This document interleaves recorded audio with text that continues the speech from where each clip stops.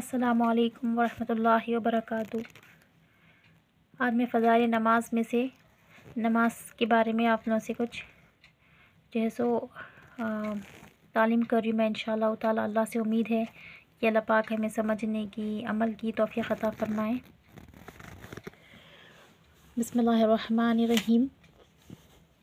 حضرت ابوبکر رضی اللہ تعالیٰ عنہ فرماتے ہیں کہ ایک مرتبہ نبی کریم صلی اللہ علیہ وسلم سردی کے موسم میں باہر تشریف لائے۔ حضرت ابوبکر رضی اللہ تعالیٰ عنہ فرماتے ہیں کہ ایک مرتبہ نبی کریم صلی اللہ علیہ وسلم سردی کے موسم میں باہر تشریف لائے اور پتے درختوں پہ سے گر رہے تھے آپ نے ایک درخت کی ٹہنی ہاتھ میں لی، اس کے پتے اور بھی گرنے لگے۔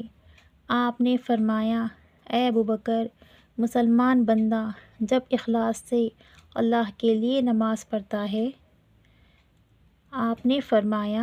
اے ابوبکر، مسلمان بندہ جب اخلاص سے اللہ کے لیے نماز پڑھتا ہے تو اس سے اس کے گناہ ایسے ہی گرتے ہیں جیسے یہ پتے درخت سے گر رہے ہیں۔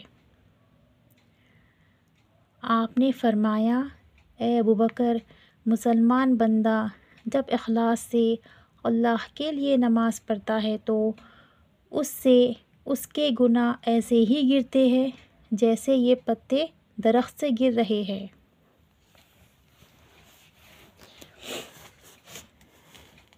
مطلب یہ ہے کہ سردی کے موسم میں درخت کے پتے ایسے کثرت سے گرتے ہیں کہ بعض درختوں پر ایک بھی پتا نہیں رہتا۔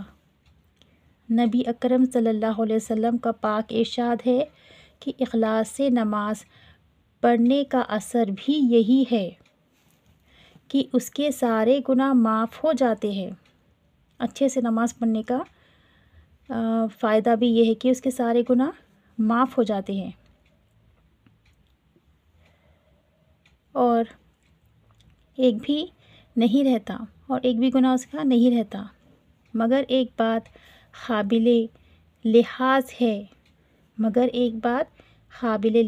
ہے، علماء کی تحقیق آیت قرآنیہ اور احادیث نبویہ کی وجہ سے یہ ہے کہ نماز وغیرہ عبادات سے صرف گناہ صغیرہ معاف ہوتے ہیں۔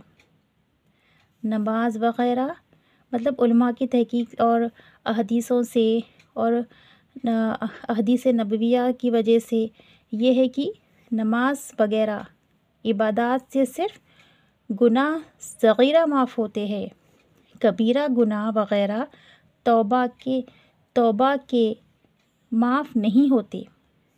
کبیرہ گناہ وغیرہ بنا توبہ کے معاف نہیں ہوتے۔ اسی لیے نماز کے ساتھ توبہ اور استغفار کا اہتمام بھی کرنا چاہیے۔ اس سے غافل نہیں ہونا چاہیے۔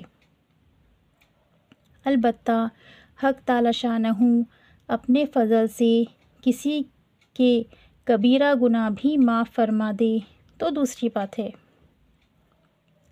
حق تعالی شانہ اپنے فضل سے کسی کے کبیرہ گناہ بھی معاف فرما دے تو دوسری بات ہے۔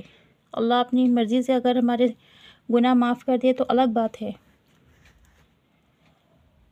میں ایک یہاں سے جو ہے سو حدیث پڑھی، اللہ پاک سے امید ہے انشاءاللہ تعالی اللہ پاک ہمیں سمجھنے کی، عمل کی توفیق عطا فرمائے اور ہمیں 5 وقت کی نماز پڑھنے کا پابند بنا دے انشاءاللہ تعالی۔ اگر آپ لوگوں کو میں حدیث پڑھی سمجھ میں آیا تو انشاءاللہ تعالی آپ میرے چینل پہ سبسکرائب کر دیجئے، لائک کر دیجئے، شیئر بھی کریے کہ اس سے دوسروں کو بھی فائدہ پہنچے۔ السلام علیکم ورحمۃ اللہ وبرکاتہ۔